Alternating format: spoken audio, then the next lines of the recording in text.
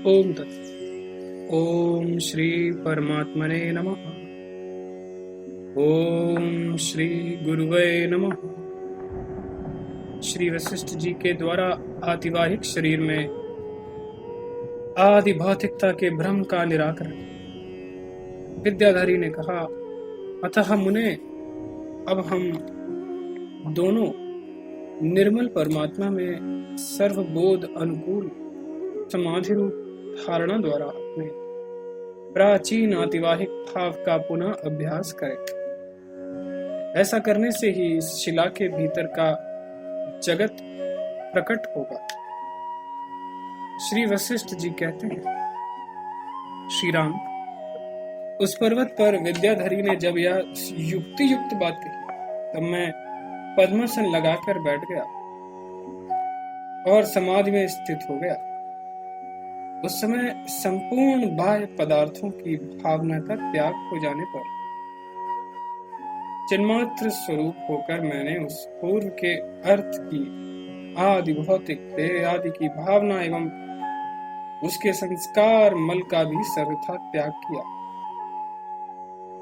तत्पश्चात चेतन आकाश रूपता को प्राप्त हो मैंने उसी तरह उत्तम दृष्टि प्राप्त कर ली, जैसे शरद काल आने पर आकाश निर्मलता को धारण कर लेता है।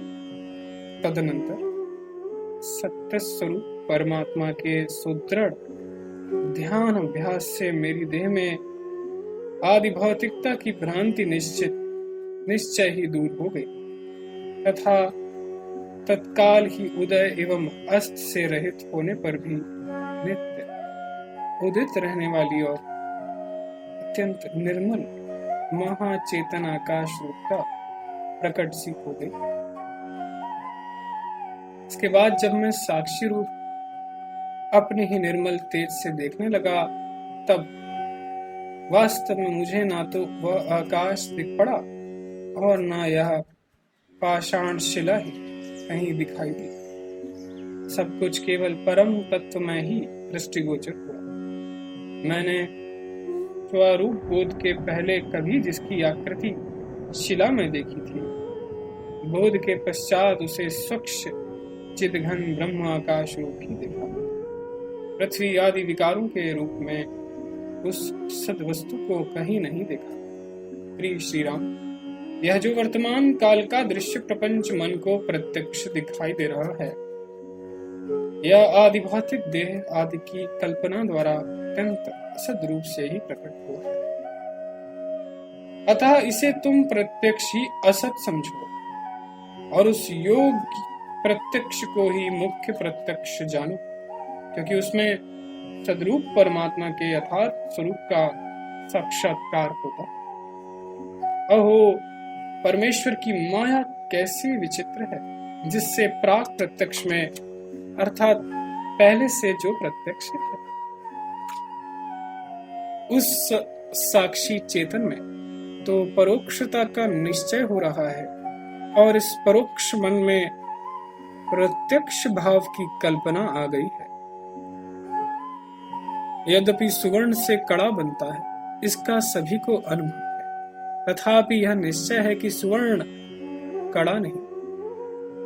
इसी प्रकार सूक्ष्म शरीर में आदि भौतिकता नहीं है।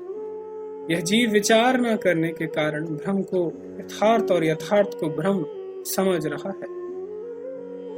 अहो, यह कैसी मूर्ता है, जैसे सीपी में चांदी, मृग तृष्णा में जल और एक चंद्रमा में दो चंद्रमा की बुद्धि मिथ्या ही है।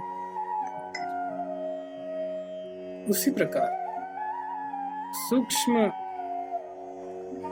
प्रकार अतिवाहिक सूक्ष्म शरीर में आदि भौतिकता यानी स्थूल रूपता की बुद्धि भी माया से ही हो रही है। वह वास्तविक नहीं। जो असत है उसे सत मान लिया गया है और जो सत है उसे असत समझ लिया गया। अहो, जीव के अविचार से उत्पन्न हुए इस मोह की कैसी महिमा, जो आदि प्रत्यक्ष सूक्ष्म शरीर को छोड़कर इस वर्तमान स्थूल शरीर में ही सत्य बुद्धि करके स्थित है। वह मानो मृग तृष्णा का जल पीकर तृप्ति का अनुभव करता हुआ सुखपूर्वक बैठा है। विषयों का जो सुख है वह क्षण भंगुर है,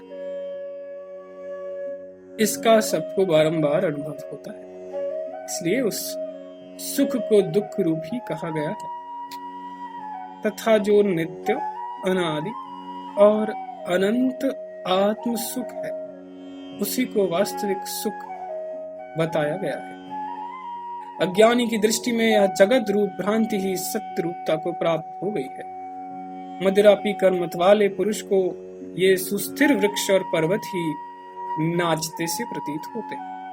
जो योगियों के प्रत्यक्ष अनुभव में आए हुए सर्वत्र अप्रतिहत अद्वैत बोध रूप पूर्ण आनंद एक रस चित्त स्वरूप ब्रह्म की सत्ता प्रत्यक्ष होने पर भी दूसरे तुच्छ प्रत्यक्ष नेत्र आदि इंद्रियों से दिखने वाले रूप आदि विषयों को सत्य मानकर उसका आश्रय लेते हैं, वे महान मूर्ख हैं। अपने आप को ही धोखा देने वाले उन तृणतुल्य अधम पुरुषों से हमारा कोई प्रयोजन ही नहीं। ओम तत्सत, ओम तत्सत, ओम तत्सत।